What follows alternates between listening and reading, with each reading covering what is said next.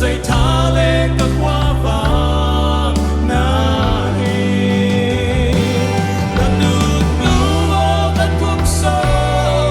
thang băng hông thang bình nông nghiệp na sang liát sâu in na lian sâu kê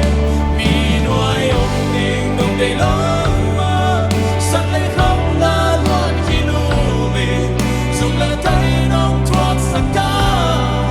cùng chú na đi nằm đây kề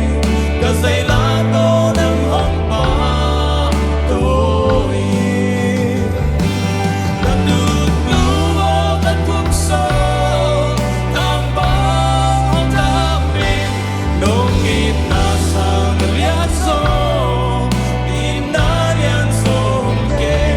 mi nuôi ông đình đông đầy lắm mà sắt lấy khóc la loạn khi nụ mình dùng là thấy nông thoát sạch ca cùng chú na đi nằm đây kề cả dây lá tô nâng hông bà tôi ông mai sakit nu cả xin lâu na tê na luôn khi tên nụ tay lại lung ngoan tay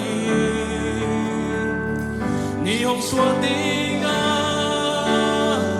khoa hồng phạc tiếng hi